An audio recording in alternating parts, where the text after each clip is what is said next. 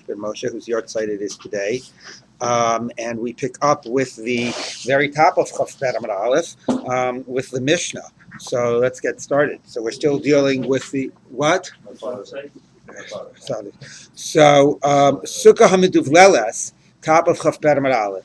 Sukkah HaMiduvleles, if a sukkah is miduvlal, okay, which will be a debate what that means, but something about the schach not being complete or not being flat.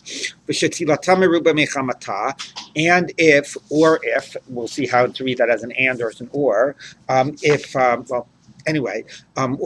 the shade is greater than the sunlight, kshera, it's kosher. Now, obviously, if the shade is greater than the sunlight, it's kosher. We've been taught that before. We'll see in the Gemara what it does with that. Uveg can mean by it. Let's say it's at the opposite extreme. The schach is as thick as the roof of a house. So this is something we've been talking about for a long time. At what stage does it no longer be considered schach, and is it considered a house? So the Mishnah here says, even if it's as thick as the roof of a house,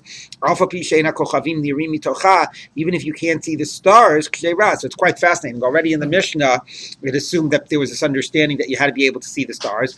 More likely that understanding was learned from the Mishnah, because the Mishnah gave that as an example. But the Mishnah acknowledges that even if it's thicker than that, it still is kosher. As we mentioned from the beginning of the Masechet, at what point does it become so permanent that it is considered a roof and not, a house and not a sukkah? And Tosfos says if it's so thick that the rain can't get through it. The Gemara doesn't say that. This Gemara does not give an upper limit. This Mishnah. So let's see the Gemara on the first part of what this miduvlal is. So the Gemara says like this. My miduvlelet. What is this miduvlelet? What does this mean? So my miduvlelet. So Amarav sukkah aniyah. It's a poor sukkah, which basically means from the word dal. I don't know what the word duvlelet, but maybe from the word dal. But basically seems to say that that it's a very thin schach. Okay, and as we're going to see, basically he reads it together with the second part of the, of the Mishnah. So if it is very thin, as long as it has more shade than sunlight, it is still kasher. The Shmuel Amar, and Shmuel says, Kana Olev Kana Yored. Shmuel has a more interesting scenario, not exactly also clear how that word is miduvlal, but it means, before we taught about interspersing the kosher schach with the pasuk schach. Here, it's all kosher, but it's like there are two separate planes. You have a layer of, let's say, bamboo sticks here, and another layer here, that the top layer is directly opposite, not directly on top of, it's not parallel with the bamboo below it, it's parallel to the air below it. So if you would bring the two layers together, you'd have a totally flat roof. Okay? Now, Shmuel is going to be a more interesting case, because if you have your schach arranged like that, the sunlight will get through. There will be a lot of sunlight in the sukkah. So although you have schach across the entire plane of the sukkah, because it's divided into two layers, right, could be a lot of sunlight can get through. Is that sort of clear, the scenario? Okay. So Rav Tani Chada, Rav teaches the Mishnah all as one case. V'Shmuel Tani Tarki, and Shmuel teaches the Mishnah as two cases. Rav Tani Chada, Rav teaches it as one case. Sukkah miduvleles. If you have a sukkah that's miduvlal, my miduvleles, miduldeles, dal. Okay, so somehow the vet becomes the bet drops. Anyway, if you have a thin, poor sukkah, as long as it's more shade than sunlight, is kosher, which is not such a chiddush. We've known that all along. Maybe the real chiddush of the Mishnah is the end, where it says that even if it's very thick, it's still kosher. That's Rav's case. Shmuel Tani Tarti. Shmuel has it as two cases. My miduvleles, mivubal. It's all mixed up. Okay, that's two separate layers. V'tartik Tani, and they're two separate cases. Sukkah mivubelet. If it's a mixed up sukkah, two layers. Kshera. That's kosher. But and also if it's more shade than sunlight, it's kosher. Again, there's not much of a chiddush in the second part, but fine. It's not a qualifier of the first part. All right. Now, what's interesting about Shmuel, of course, is, as I've said, that the sukkah does not have to, in actuality, provide more shade than sunlight. It's really, even if you have these two layers, it's still kasher. This is something we've seen before. In one way, it goes back to the very first beginning of the Gemara, where it talks about what if the sukkah isn't providing shade at all? What if the mountains around it are providing shade? But there, at least, it has the capacity to provide shade. But even if you, for example, we dealt with cases where, let's say you only have, where you had it, well, that would be a similar case where you had alternating kosher and puzzle schach. So, the question is that does it in actuality, in fact, have to be giving shade to the area below it? Or does it have to be, of the quality that it's considered a shade-giving schach? So here, what the Gemara seems to be saying is that since we can, thank you, look at it as if, in a virtual way, these are two layers, but they constitute the roof. And as looking at it as the roof is covered with enough schach, and that schach is shade-giving schach, and it covers the majority of the roof, that somehow counts as schach, even though it doesn't, in actuality, provide more shade to the area below it than sunlight that it blocks out. It seems it much more becomes a quality of the schach and not the actuality of it providing shade. Okay, so that is really quite a big chiddush. How do you determine the quality? Simply visually by seeing, simply seeing that it's there? Because up until now, I thought that was precisely the criteria. That it provides shade. It has to be tzilatah meruba mechamata. Right. But the question is that let's say you sort of say, this is the question in a way we'll get to at the end of the Mishnah. Let's say the majority of the roof is covered, but just because you have the majority of the roof covered doesn't mean it shades out most of the sunlight, right?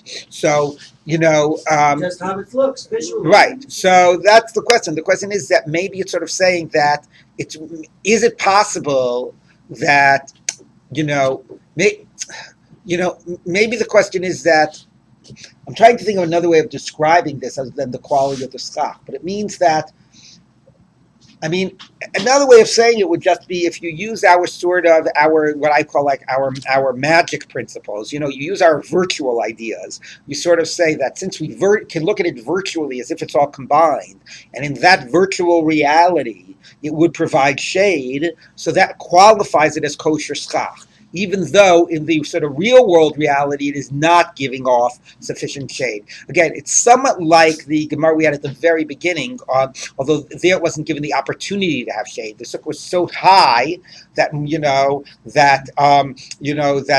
the walls were providing shade. But actually, that is a good example because the Gemara could have a case that it could be very, very high, right? And you could have, let's say, transparent walls, and actually more sunlight gets into the sukkah than shade because the schach is just so high that at the angle, the sunlight is getting in. So it's not actually providing shade in reality. But since the schach is such that it's covering the entire roof and it sort of has the potential, to provide shade. Let's say when the sun is directly overhead, for example. All the factors were different. Right. Yeah. So somehow it's something more about how we look at the schach than the fact that we have to actually say right now the schach is giving shade. So that's part of this chiddush as well. Okay. Amar Abaye, lo shanu elashem ben zelazeh shlosha tfachim. Now, Abaye is going to limit how long, at what stage can we combine the two layers and look at it all as one? So Abaye says there has to be less than 3 tfachim, our friend 3 tfachim. Aval yesh ben zelazeh gimel tfachim. If there's 3 tfachim or more between the two layers, psula, because then you can't look at it as one schach. You can't say lavud. Now, I will remind you, it is interesting, right? Remember before the idea of Succah tachas Succah, we had one opinion that once they were separated by a tefach, they were considered different roofs, and it created a problem. Okay, but there, each one was a legitimate roof. Here, each one is not yet a good roof because each one is only, every other stick. So it is interesting, you don't say, once it's a tefach, it's a different roof, you can't combine it. No, we allow ourselves to still use the 3 tefachim and to see that it is as if it is all combined. Amar Rava, so that's one thing. That's a reasonable limit, limited to 3 tefachim.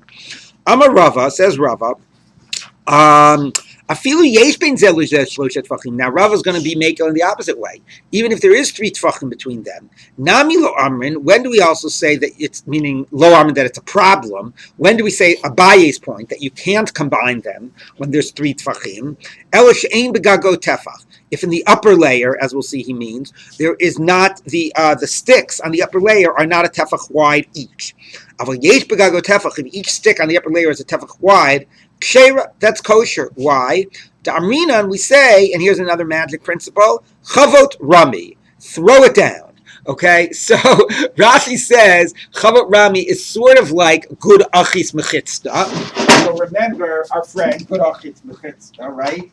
Good achitz mechitzta was you have a suspended wall, and good achitz means you look at it as extending down. Although you remember that was debated because if it's more than 3 tefachim off the ground, and like the goats can run underneath it, can you really sort of extend it down? You could also say good asik, which is throw it up.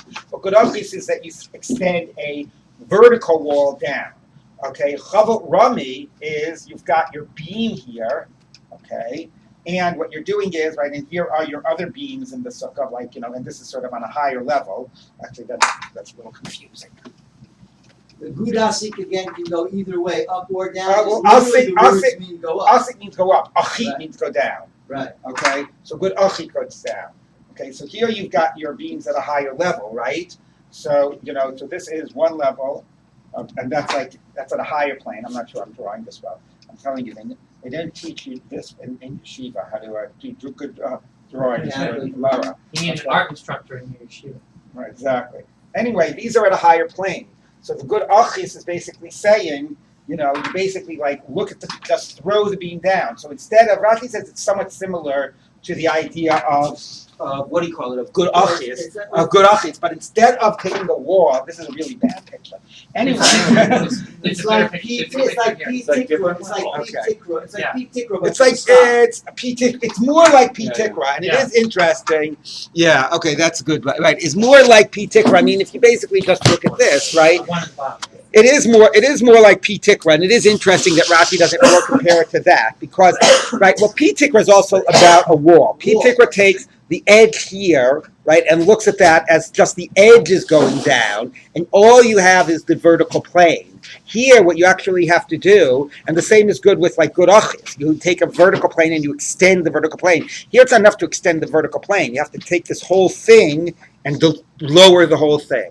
But the idea is that if this thing is a tefach wide, so it itself is like some type of an ohel, doing some type of a thing significant, then you can view the entire thing as not just the edge of it, but like the entire thing as going down and therefore filling up the gap. So it is yet another interesting principle that allows you to virtually see this as flattened. Okay, but again, what is surprising here is it was one thing to say it by a wall, where a wall you can imagine, can be like an imaginary boundary. A wall basically defines the boundaries of a place. So if you imagine it going down, right, you imagine it defining the edges and the boundaries. Here, again, by Succah, if it was just an idea of you need a vertical boundary, you need something, okay, so you need a vertical boundary. You can imagine these things flattening out and being a vertical boundary. But normally by Succah, what you need is to provide shade. So imagining it creating a vertical boundary doesn't give it the quality,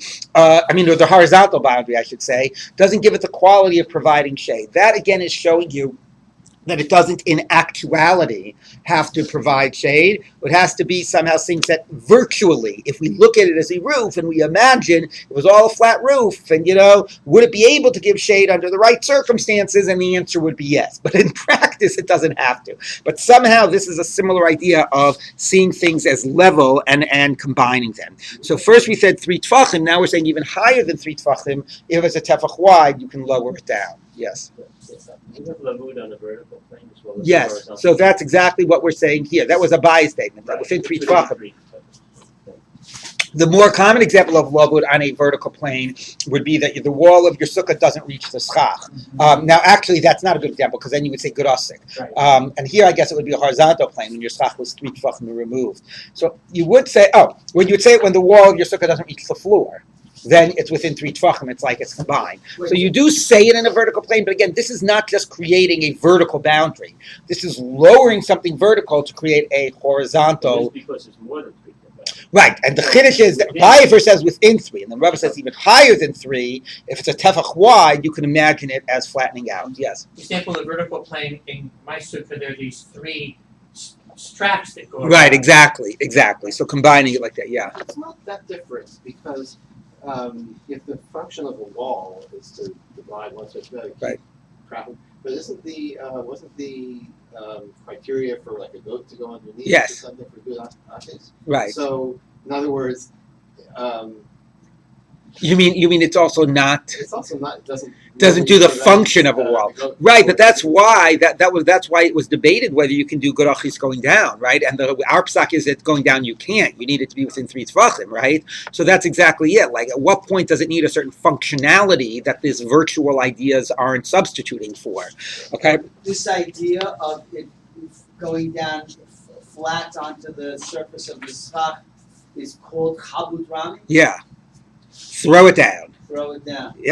Now, where are we going to get this idea from? This is a new idea, right? We've had So We've let's had add it to our Gurasik, we've list. had Gurachis, we've had Lavud, we had Dofan Akuma. Where we have Chavos Rami, so Chavot Rami. So we'll take a look right now. Okay, we're going to get exactly introduced that. Okay, I'm a Rava. Now, Baye maybe didn't hold to this. This is Rava the one who's saying this. I'm a Rava. Mina minullah. Where do I get this idea from? Right? Good. I was wondering the same thing. The Chiyis Beitar Chamina Chavot Rami. That when there's a tevach, you can say throw it down. Where do I get it from? So both. Where do I get it from? That A, you can say it all together, and B, that you can only say it when there's a tefach. So where do I get this idea from? We taught in the Mishnah. Guess where we're going to learn it out from? Ohalos. It's like this is the Masechet is the one that gives us an opportunity to look at Kalim when we're talking about Makabel Tuma, and Ohalos when we try to look at principles of the roofs of a sukkah. So Koros Habayis V'Aliyah Shein Alehem Ma'aziva. You have beams of the house and of the second story, and there's no plaster. Now Rashi says it's really not about there being plaster, but what it really means to say is that there are none of these are the cross beams. There are none of the slats that are going to go in the opposite direction. So you just have the cross beams. And they are parallel to one another. Not our case of alternating; they're parallel. Tuma tachas achas mehen tachtea tamei. So now you have to be careful. This is not so obvious how you read this Mishnah because you have to put the semicolon. But basically, okay, here's your lower level, and here's your upper level. Okay, and now these are exactly sort of exactly parallel. Okay, so if you have tuma under one of the beams here, what happens? The tuma hits the beam, okay, and it stops because we're assuming that these beams are a tefach wide, okay? So that way the tuma is going to hit a beam and stop. Got it? So it doesn't go into the rest of the house. Similarly, if the tuma is on top of this beam, okay, it hits this beam over here. Okay, again, it's sort of going they're exactly parallel, and it stops. Okay, so if tuma is under one of them, underneath the beam is tamei. The rest of the bayit is tahor. Okay, so that's the first case. The first case is tuma's under one of them. Under that beam is tamei. The rest of the bayit is tahor. It doesn't get transferred. It doesn't It get doesn't go transferred. to the next beam because there's a gap between the beams. It's not a consistent roof. Okay, so tuma beina tachtona le'elyona. Right, only under that beam. If the tuma is between the bottom beam and the top beam, and they're directly parallel, so then between them is tamei, but over this beam is tahor because this beam blocks it, and lower is tahor because this also is like it's a tefach, its own space. It's like it's a floor. Like The for tuma rock doesn't. overhang. The tuma doesn't go down. And the tuma does not traverse the spaces. Right, because it can't travel this way because there's a Walks gap, on the roof. and it's stopped when it goes up. Okay, so okay, al gabei el yonah, if it's on the top of the top one, kenegdad l'rakia tamei. There's nothing blocking it, so anything above the top beam up to heaven is tamei, but underneath it is totally tahor and to the sides is tahor. Okay. Now, hayu el yonah kibeina tachtona.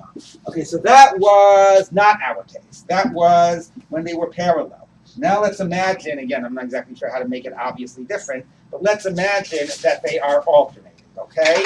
So this is actually right? This beam is the higher level beam is between the higher level beams are between the lower level beams, but they're one level high. Okay, so hayu hayono kibena tachtonot tuma tachtehen. If tuma is underneath them, any one of the beams, tachas kulan tamei. Underneath all of them is tamei. Right now, why is that? Because the tuma goes up. So why doesn't it stop there? It doesn't stop there because since they're alternating, you view these as if they've all lowered down and created a consistent roof. And if they've created a consistent roof, the tuma is going to spread. Okay. Now the interesting question, which is not making it clear, is would the space on the second level also be tamei, right? Since you're flattening the roof, do you sort of virtually also raise the roof, right? And how about it sounds like underneath all the beams is tamei, whether the lower or the higher. You can both raise or lower the roof. Okay, so that's this idea of kavod rami. Rava didn't make it up. At least it's an idea by Tumantara. Where are we? Means throw it up. Throw it up or throw it down. Right, that's not clear. Actually, throwing it up would have made more sense because that would have gotten everything in one. Just throw it up and then everything underneath is tamei. Right. Okay. Keneged kulan tamei. Al gabehen kenegdan adla rakia tamei. Okay, and if it's on top of one of the beams, then everything above it is tamei, but obviously it doesn't go to the sides because if it's above one, nothing is stopping it from going up, and nothing blocks it and brings it horizontally.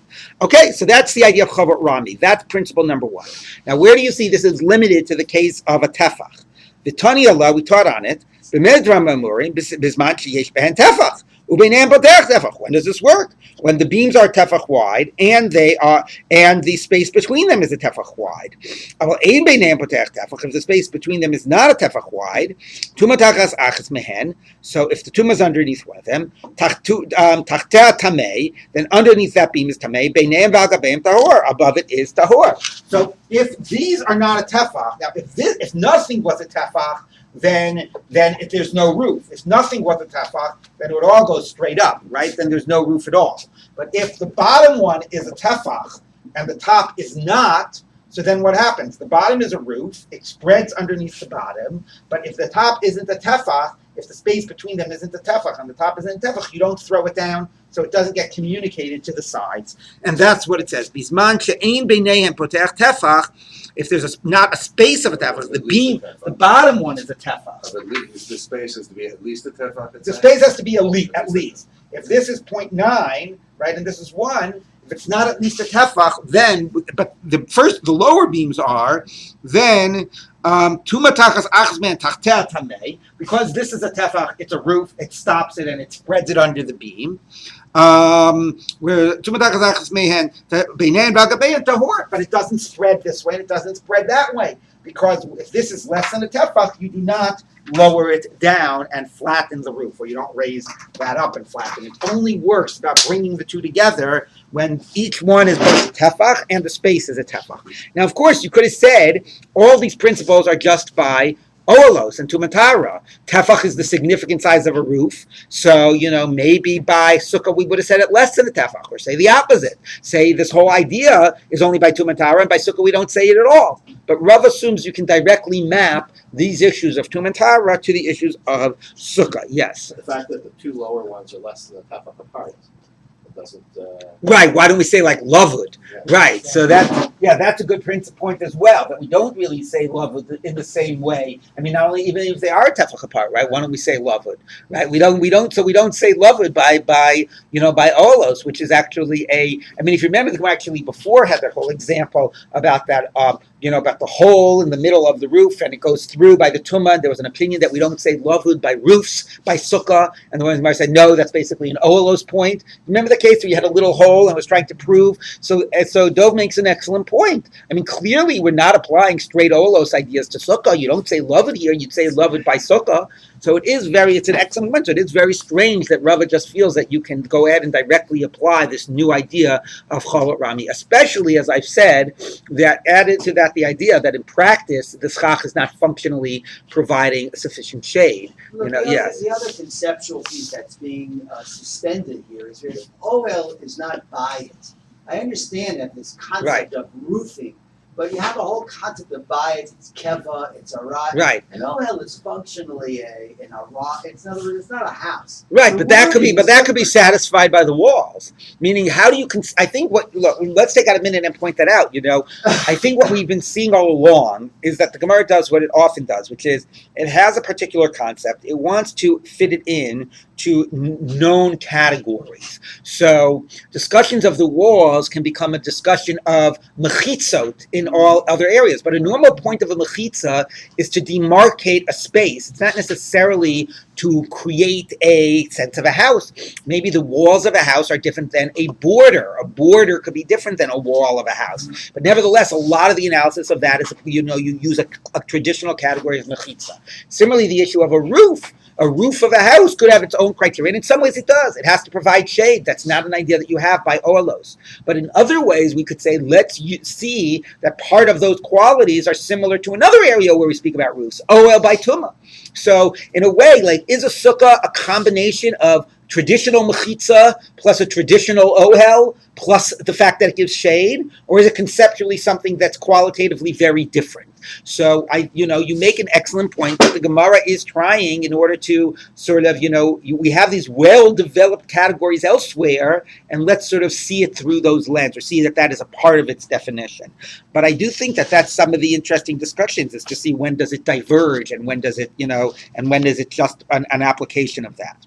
Okay, so now the Gemara says like this. Okay.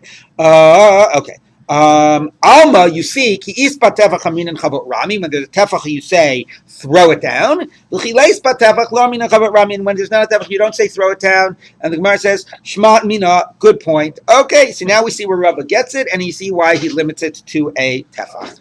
Yosef Rav Kahana, V'kamarlo Hai Shmaisa. Rav Kahana was sitting and telling over this discussion about Abaye and Rava and the ways of combining the two levels of schach. Amalei Rav Ashi, the Rav Kahana, so Rav Ashi responded to Rav Kahana. So he wants to push it even further. You're telling me when there's not a tefach, you can't throw it down and combine the roofs? Vatanya, we taught in Brisa. So you might remember this. This is when we were dealing with the issue about lavud ba'emtza. Exactly this, about lavud in roofs. So you have a korah, a beam, right, which is what you need on the fourth wall of your maboi to let you carry. You have a maboi surrounded by 3 walls. In order to carry, you need something in your fourth wall, either a post or a beam. You have a beam, right, and the beam has to go from one wall to the other, but it's separated from the other wall by 3 tvachim. Then it's not combined. Within 3 tvachim, it's okay. Similarly, if you have 2 beams meeting in the air, if they're within 3 tvachim, it's like it's one beam. More 3 tvachim or more, it's no good. So that actually is something we've seen. That's not yet relevant for us. Doesn't reach the other wall. 2 beams. One coming out of each wall. And they don't touch one another. So less than 3 tvachim. You don't have to bring another beam. That counts as a beam because it's considered combined, connected to the wall, or connected to each other. Shlosha, this is, Erevin, exactly. Carrying dishes. Shlosha, 3, tzarech lahavi kor acheres. You have to bring another beam. Okay, so we've seen this before. Rabbi Shimon Gamliel Omer. Rabbi Shimon Gamliel says, "Pachos may hold on, may arba'a ein tzarech lavi kor acheres." Arba'a tzarech lavi kor acheres. Rabbi Shimon Gamliel holds that the principle of lavud is 4 tvachim, not 3 tvachim. So he basically same idea. He just says not 3, 4. So much for Rambam's assertion that there was never a debate by Halach L'Moshe Misinai. Right? Maybe you'll have to say that this isn't one of the Halach L'Moshe Misinais. All right. Anyway, so this is the issue of this is the issue of lavud. This is the issue of lavud. Now, the chain. Now that's not yet relevant for us. Here it becomes relevant. Shtei korot hamat imot. You basically, how thick does the beam have to be? The beam has to be a tefach because the idea is it has to be able to support a brick. Because you envision it like it's the beam of a structure and it's the beam on which you're going to lay a stick. So the brick is 3 tvachim long, and a tefach and a half wide. That's like a classic brick that Chazal imagined. So if the beam is a tefach, well, here, we need another Gemara. Actually, here, this would be perfect. Okay? So you have a beam that is a tefach. Here, it can support a brick that's a tefach and a half wide because it's a little overhang. Now let's say the beam isn't a tefach, but you have two parallel beams that are each one less than a tefach. Can this work or not? So lo bezukadei lekabel ariach. Each one by itself cannot support a brick. The lo bezukadei lekabel ariach. Im kabel ariach lerachvo tefach. If you can put a brick on it widthwise, then you do not have to bring another beam. And if not, you do. Meaning, so you got that? Okay. What was the matter with my sitter? All right. Anyway. You need another head. Oh, okay.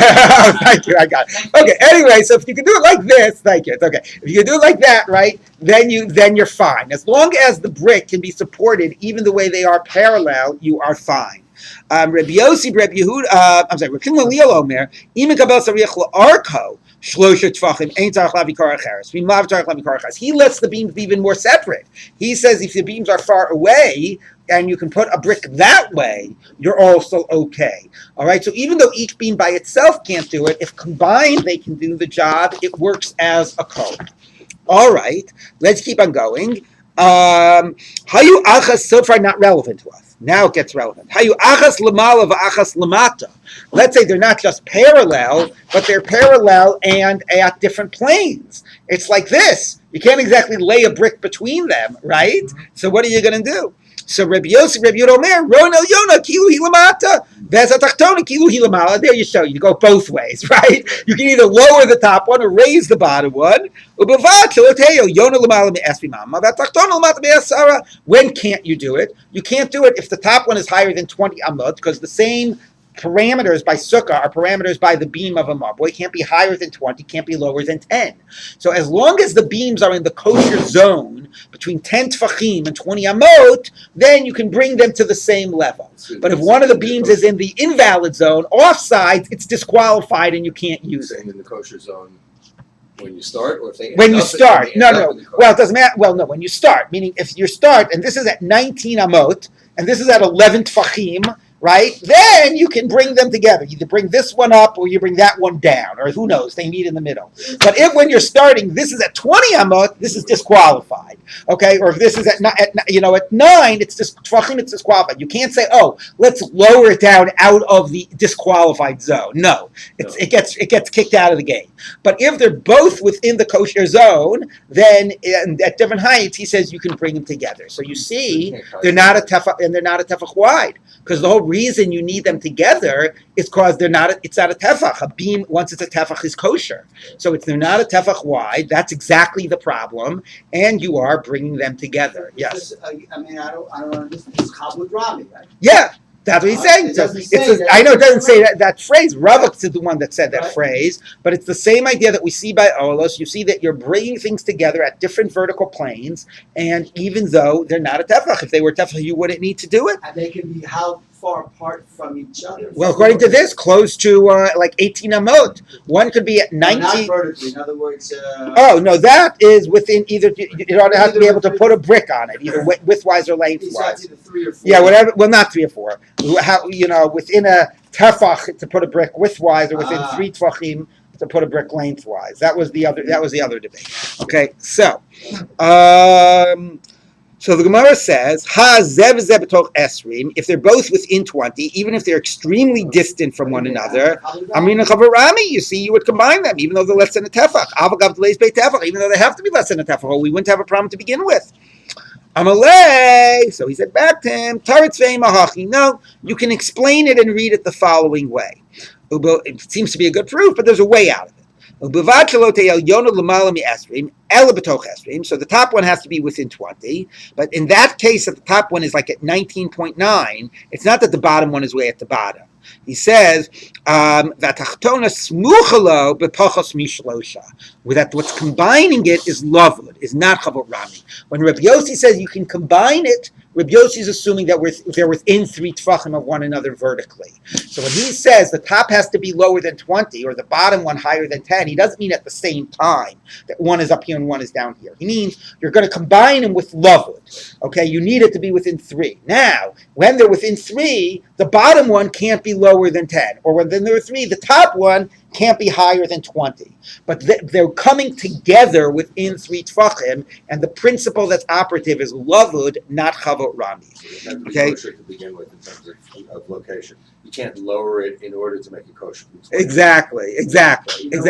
And the problem is that, what's called ikar chasher mina sefer. If the principle is lavud, then why didn't Rabbi Yossi start by saying if they're different planes, if they're within 3, it's okay. Let's just read it. It's not the different plane, it's the same plane. That's the thing. I think that's the point. It is. It's a different horizontal plane. Yeah, but it's the same vertical plane. The edges are on the same vertical. No, they're not. Yes, they are. No, they're starting off at different vertical planes because No, they're separated right, like this. If you put it down, you're gonna. No, they might get still be right? separate. Anyway. This way. No, there could still be a gap between them. That's the scenario we're dealing with. First, it starts with a gap between them, and then Yeah, they. so that gap. Yeah. All right, I'm not going to quibble the words here. So the Gemara says like this: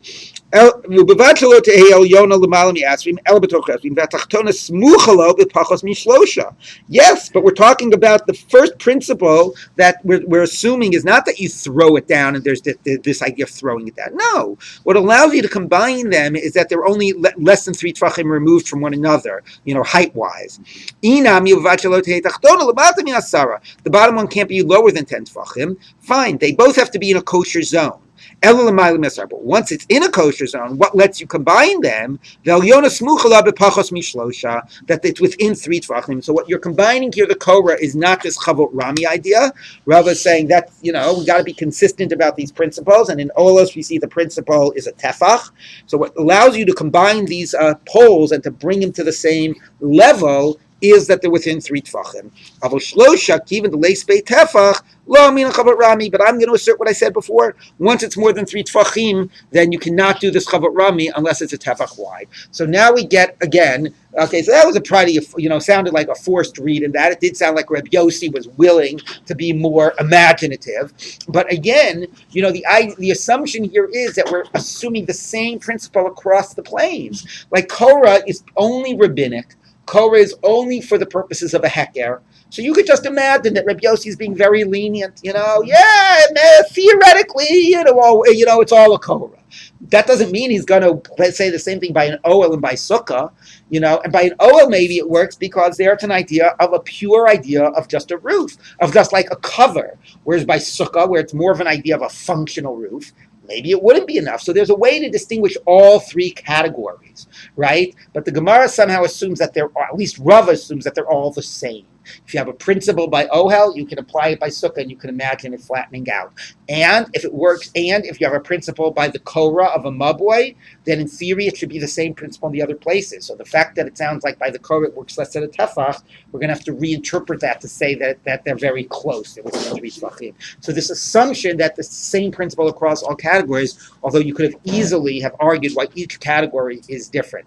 That Maboi is very lenient, Oelos is the pure sense of the cover, and Sukkah is something much more functional. Yes. There's no problem of anyone assuming that you can take concepts from a Rabbanan context. Well, that was exactly why I'm pointing that out. Right. Now, if he was really in a corner, now the Gemara has in the past said that, and said, oh no, Rabbi is different, it's only Rabbanan and so on. So if it was probably stuck in a corner, it would have said that. But here it feels it has this other answer that we're within 3 tefachim. Okay, now. I'm sorry. So Rav at the end is saying that the Halacha Moshe Sinai of Chavot Rami is dependent on Lavud. No. You can't do that Once it's you need Lavud when you don't have a tefach. Then you need Lavud. So then, unless you have the 3 tefachim, he said you can't say it. No, he says it says given the leis bei tefach lo min chavot rami. If it's less, if it's less than a tefach, you can't say chavot rami, and you need it to be within 3. But if it has a tefach, even more than 3, that's when you say that's his whole chiddush. That's when you say the principle. Now we get this fascinating discussion on the Mishnah about more shade, which to us seems to be like old news. Let's take a look at what the Mishnah says. That's what the Gemara says. If the shade is more than the sunlight, it's kosher. That sounds like it's the exact right. It says if it's more shade than sunlight, it's kosher. It sounds like if it's exactly 50-50, it's puzzle. Didn't we teach in the other parak? So interesting when it sort of refers to its own structure, right? Didn't we teach in the other parak? The very first Mishnah says if it's more sunlight than shade, psula, it's invalid. Haki adadi, which suggests that if it's exactly equal, kshera. Right? So this is exactly the problem. Do you describe what makes it kosher? Do you describe what makes it puzzle? The difference is the case that's right in the middle. So one says you need more to make it kosher. Sounds like 50-50 is puzzle. The other said you need more to make it puzzle. Sounds like 50-50 is kosher. Which is it? So what we would all expect it to say is one of them is dafka, the other is lav dafka. Okay, but the Gemara actually has a more interesting answer. Let's see what the Gemara says. Lo kasha. Kan milmala, kan milmata. Are you measuring it above or are you measuring it below? Amar Rav Papa, Hainu Darmi Inchi, that's what people say, Kizuzo Milaela, something that looks like a zuz above, Ki Istara Milatachas looks like an Istara below. Now, what does this mean? So first of all, you have to decide, is an Istara bigger than a zuz or smaller than a zuz? There's a debate of Rashi and Tosfos. Rashi says that it's bigger than a zuz. Tosfos says no, but another Gemara, it sounds like it's a smaller coin. Of course, it sounds like it's worth half as much. Of course, dime and a nickel could be worth half as much and be bigger, but okay. Rashi says that it's bigger, and what Rashi says the Gemara means is that if you have it even above, if the gaps are even, then there will be more sun below. The sunlight will disperse. Now again, I don't know what spreads. Does the sunlight spread or does the shadow spread? Right? Doesn't it depend where the angle is? If the sun is directly overhead, right, then it probably doesn't spread at all, right? It goes straight down. And if the sun's at an angle, are you going to get more sunlight as a result or more shadow as a result? You're going to get partial shadow. Partial, but not heavy because shadow. The sun is not a point. Right. The sun is a point. No, it is. It's not. The sun has width. Right. So you're telling me if you have equal here, right? What you'll do is you'll get basically what? Like you'll get bands of sunlight. Right, the bands of sunlight will come through here, right? These will be the bands, and if the sun's at an angle, you'll get like a little shadow here. It's not the angle. What you got is. Please come up to the board and show the class. You're saying even if it's directly overhead. Yeah, it doesn't matter if it's overhead. So you have the sun. Yeah. So the sun is not a point source. It's got width. No, it is not a point source. Because of photography, This is the way shadows. So you have a thing here, and what you have is you have this and this. So in this region, you have a partial shade.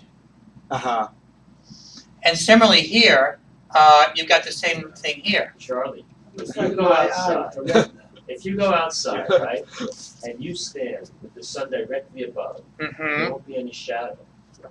And if you, okay. Right? If the sun's directly above your head, is there shadows off to my left and right side? No. Why not? Why isn't it like But the shadows are fuzzy on the edges.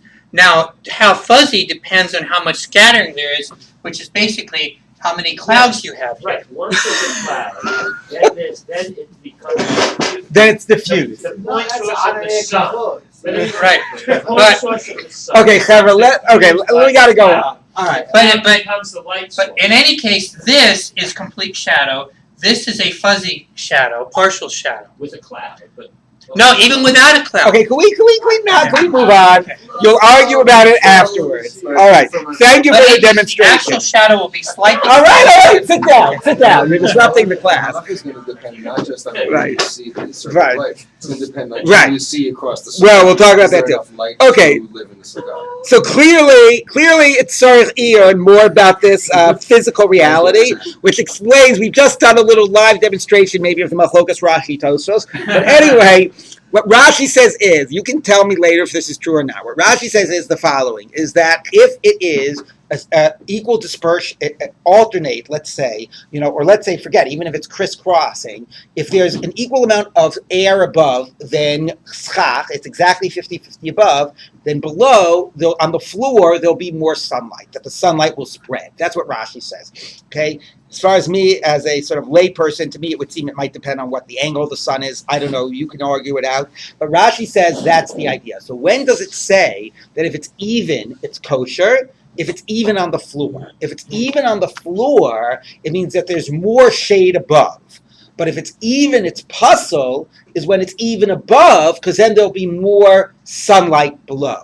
So according to Rashi, what you need for it to be kosher is, and it's interesting, you could explain it either way. Either one way you say it is you need there to be more shade above, in order, right? That's one way of explaining what you need for it to be kosher. Or you could say no. What focuses on its functioning as schach is that it provides equal shade below. But in order for that to happen, there has to be, more schach. So that's what Rashi says, that the problem is the sunlight diffuses, so therefore it actually has to be even below, which means it has to be more above. Now Tosfos does not like that, because Tosfos says that the istera is a smaller coin. So what Tosfos says is that what we mean is not whether you're measuring the sunlight above or below. We're talking about where are you measuring the gaps. And Tosfos says if you're standing on the floor and looking up, the gaps actually look smaller than they actually are relative to the filled space. This seems like one of those perfect optical illusions. Okay, I'm trepidatiously. I will ask. I don't want another debate to break out. But does anybody know if that's true? Like if you have white space and dark space, and you look at it at a distance, does the white space look disproportionately smaller? Just imagine standing there going like this. How big is it? It's this big. Then when you reach your hand up to the I know, but if it's proportional, then the schach also grows bigger. It's only a question of proportional measure, right? I guess it's true that if you just measured how it looked and you knew what the area was, but if you were comparing proportionally the schach and the air, right? Anyway, Tosfos says like if you're standing on the floor, the open air will look disproportionately smaller. And therefore, when it says that if it's even, it's puzzle, it means that you're measuring it from the floor, because then you're not getting an accurate measure.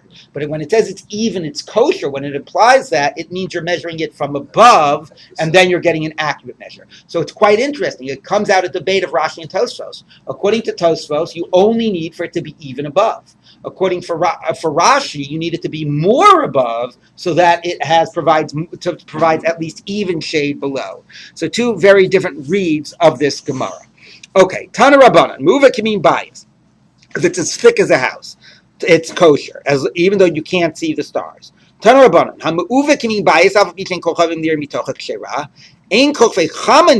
Now that's if you can't see like the stars of the night. Let's say you can't see the stars of the sun. What do you mean the stars of the sun? That means the glare of the sun. It is so thick that no sunlight gets through.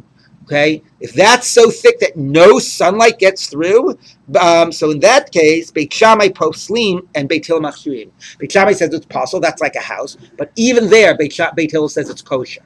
So again, no sunlight gets through, it's kosher. So what stops it from being a house? So again, as we've said before, Tosfos underscores the idea that it is that at least rain can come through. Okay, but those are the issues here about how thick is it that it can stops being that stops being a sukkah becomes a house, and this question of 50-50. Let's just start and read the next Mishnah.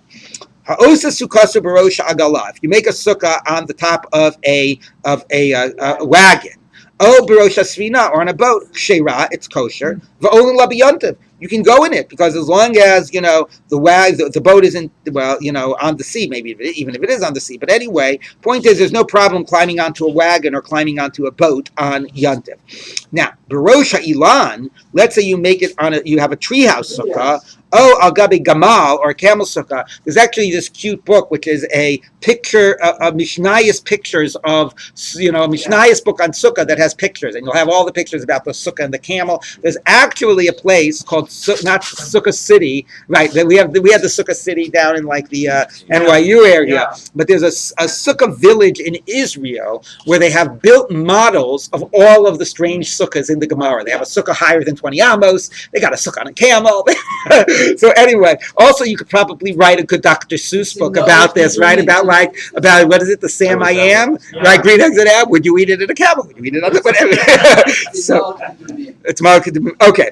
So if it's at the top of a treehouse, or gabi gamal, or on a camel, kshera, it's kosher. The ain't on Yantiv. You can't go in it on Yantiv because you can't climb a tree, and you're not allowed to be on an animal. Use an animal on Yantiv. Now let's say two of the walls are supported on the tree, but one is literally by human hands, but means like it's, let's say, on the ground. One wall comes up from the ground, and two walls combine with it at the tree level. Or two by human hands, and two on the ground and one on the tree. Same halacha. It's kosher, but you can't go up to it because you go it would be using the tree. Shlosha bidei adam, if 3 of the walls are made by humans, and presumably also the floor is primarily off the tree, the achas bilan, and 1 wall is supported by the tree, sheirav olin labiyamta, then you can even go up on it, assuming that your climb is with a ladder and doesn't involve you like leaning against and using the tree directly. So the only way you're using the tree is that the tree is somehow, might be supporting the floor, providing a wall, but you have 3 other walls which are providing walls and also supporting the floor. So zeh klal, and this is the way to determine it. If you were to remove the tree, would this stand by itself? And if the answer is yes, then the tree is not supporting it. Okay, then then you can use it. But if you were to remove the tree, it would fall down. Then by using your sukkah, you're using your tree, and therefore you cannot use it on sukkah. Okay, not a shema yala v'yitla. Yeah.